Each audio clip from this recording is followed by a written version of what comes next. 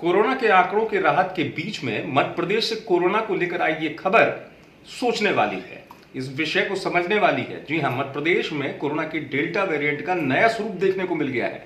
नया स्वरूप AY4 है, जो कि इंदौर में संक्रमित हुए मरीजों में देखने को मिला है।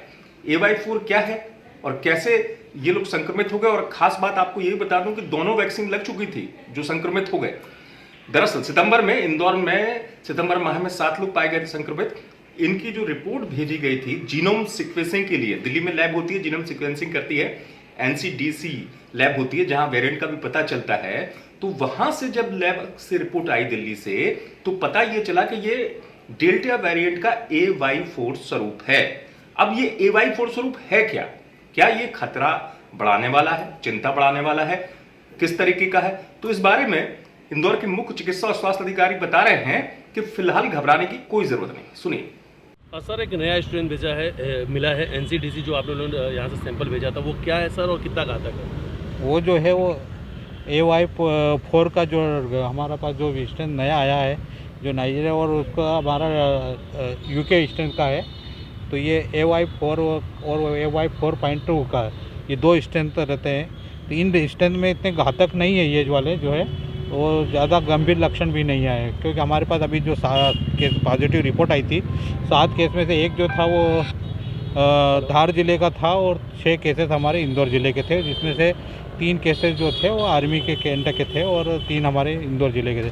तो उनके सभी के जो देखे जाए तो सारे उनको कोविड के दोनों टीके लग भी चुके हैं, और उनके कॉन्टैक्ट ट्रेसिंग भी हम लोगों ने करा दी है। जो 50 से ऊपर के कॉन्टैक्ट ट्रेसिंग हुई है तो वो भी होगा, और जितने भी कॉन्टैक्ट ट्रेसिंग हुई थी सभी को वैक्सीन का सेकंड डोज ऑलरेडी लग चुका है। सर, ये क्या वेरिएंट है, क्या चेंज हुआ जो इस तरह का नया वेरिएंट हमको देखने क्या कुछ लक्षण अलग रहते हैं सर? और इंदौर में कितने केस मिले? नहीं, इंदौर में अभी तक तो जो मिले हैं वो 6 केस ही आए हैं, और इनमें ऐसे कोई अलग से लक्षण नहीं है, कोई ऐसे सिम्टम्स नहीं थे। और जो ये है कि स्ट्रेन को देखना रहता है कि डेल्टा वेरिएंट के अगर कितना अलग अलग वेरिएंट आते हैं, तो ये वेरिएंट में से एक ये आया है, तो जिसमें उसके जितने भी लक्षण हैं उनमें कोई भी ऐसा गंभीर नहीं मिले। क्या सर सैन्य अफसर जो संक्रमित हुए थे उनमें भी किसी में भी इसकी पुष्टि? ये हमको उसके डिटेल में, उसके आर्मी कैंट के बारे में हमको टोटल सैंपल यहाँ से कितना भेजा गया था सर? हमारे यहाँ जो 3 पेशेंट पॉजिटिव थे इंदौर, इसमें वहाँ के थे हमारे 50 से ऊपर सैंपल भेज दिए। सर, क्या कॉन्टैक्ट ट्रेसिंग करके और उनके कॉन्टैक्ट ट्रेसिंग करके ही हमने 50 सैंपल भेजे। बाजार में भीड़ बढ़ रही है तो कुछ संदेश देना चाहिए? नहीं, ये एक सही बात है कि थोड़ा हमारे लिए डर की बात है, क्योंकि कोविड अभी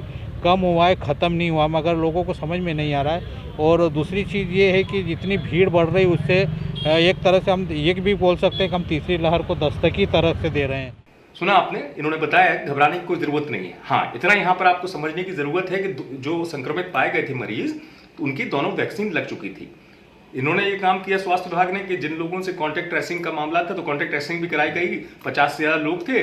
लोग फिलहाल राहत की बात है, जिन संक्रमित हुए थे वो स्वस्थ हैं, घबराने की बात नहीं है, राहत है, बिल्कुल ठीक है। लेकिन हाँ, इनका ये भी कहना था स्वास्थ्य अधिकारी का, ये वो वेरिएंट है। मैं आपको बता दूं कि अप्रैल माह में महाराष्ट्र में भी देखने को मिला था AY4 जो वेरिएंट, जिस स्वरूप की बात हम कर रहे हैं। तो अब सितंबर माह में इंदौर में संक्रमित हो गए मरीज। चिंता बढ़ने वाली बात नहीं है कि ये घातक है कि, लेकिन इसमें एक राहत की बात यह है कि इसकी तीव्रता नहीं है। दोनों वैक्सीन जिनको लग गई है तो उस तरीके की तीव्रता नहीं देखी गई कि उनको बहुत ज्यादा किसी भी गंभीर स्थिति का सामना करना पड़ा हो, जो पेशेंट इससे गुजरे थे, यानी जो लोग संक्रमित हुए थे। हाँ, लेकिन इन सब के बीच में एक चीज समझने की जरूरत यह है कि नए स्वरूप पर अभी भी रिसर्च चल रहा है विश्व में। इन चीजों को लेकर रिसर्च चल रहा है, AY4 को लेकर, वेरिएंट के नए स्वरूप को लेकर। तो इस बीच ये जरूर है कि खुद सतर्क रहने की जरूरत है, घबराने की जरूरत नहीं है। साथ ही साथ तमाम एहतियात गाइडलाइन का पालन करने की भी जरूरत है। इंदौर से आप तक ये खबर पहुंचाई हमारे संवाददाता धर्मेंद्र कुमार शर्मा ने। आप देखते रहिए MP तक।